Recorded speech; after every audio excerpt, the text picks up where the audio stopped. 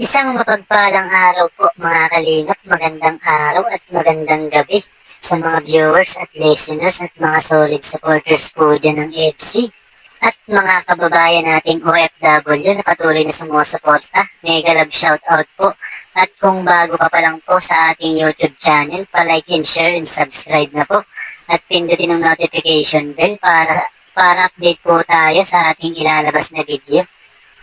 So yun mga kalingap, may panibago na naman po tayong pag-uusapan mga kalingap.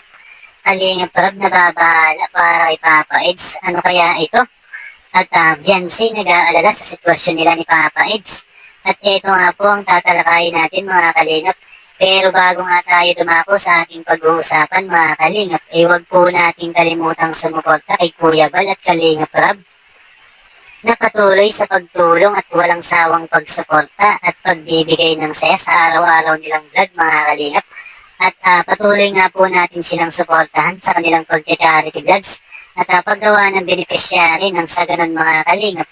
Marami pang tao ang matulungan, lalong-lalo na nga po sa mga taong nangangailangan mga kalingap. At paalala mga kalingap, tapusin muna natin ang kabuuang video bago tayo magbigay ng opinion at komento. So yun nga mga kalingap, balik po tayo sa ating pinag-uusapan. At Kalingap Rob nababahala nga para kay Papa Eds at para nga po sa pagsurpresa ni Papa Eds sa kanyang wifey. At masasabi nga po natin na marami sa atin ang taga-subaybay at nakaabang sa mga pasabog ng EDSI. At talaga naman pong nakakapagbigay ng saya sa atin mga kalingap. So yun, at nalalapit na nga po at magkakaalaman na para nga po sa mga nakakaalam mga kalingap. Ibinigay na nga ni Tatay Beran ang tiwala kay Papa Eds. At doon pa nga lang po, panalong-panalo na mga kalingap. At mga ibang usapan naman tayo patungkol na po sa pag-aalala ni Beyonce para nga po sa kanila ni Papa Eds. At sasabi ko nga lang dyan mga kalingap, iba nga po ang kutob ko kay Papa Eds. Tiyak nga po na merong pasabog yan. Kaya kung mapapansin nyo nga mga kalingap, medyo dumadalang ang pagkikita po nila ni Beyonce. At tiyak na ikakatuwa nga po ng karamihan mga kalingap. At ikakagulat po natin na alam naman natin mga kalingap na parehong sumasang-ayon po sa lahat ng magulang ni Papa Eds at Beyonce mga kalingap. At talagang wala na nga pong problema. At bukod pa nga po dyan mga kalingap, napakarami na nga po ang nagmamahal sa EDSI at sumusuporta lalo na nga po sa mga malalayong lugar katulad nga po ng mga nasa ibang bansa at naglilibang para mawala nga po ang stress mga kalingap. At masasabi nga po natin, ramdam na ramdam po natin ang kanilang suporta kahit ganong nasa malayo nga po sila sa atin mga kalingap. Meron pa nga po dyan na tumutulong at handang tulungan ng EDSI Love Team mga kalingap.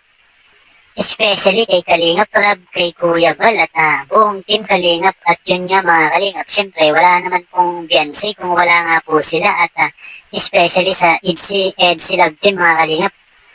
At ganun pa man mga kalingap, super thankful naman po si Beyonce at ang kanyang magulang.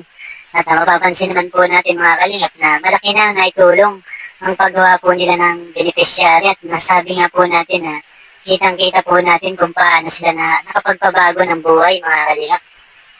At maibang dako naman tayo mga kalingap patungkol naman po sa relasyon ng EDSI. Alam naman natin mga kalingap na nagiging busy din po sila at mukhang nagpapamiss din itong si Papa Eds mga kalingap. At gumagawa nga din po ito ng beneficiary at itong si Kalingap Rob at buong team. At patungkol naman po kay Beyonce, naging busy din nga po siya at dahil nga po sa issue na gawa-gawa nga ng matandang si Federico mga kalingap. Ganun pa man mga kalingap, masasabi nga po natin na okay po ang EDSI at hindi basta-basta mabubuhog. At syempre, napakarami nga po ang nagmamahal at sumusuporta sa EDSI mga kalingap.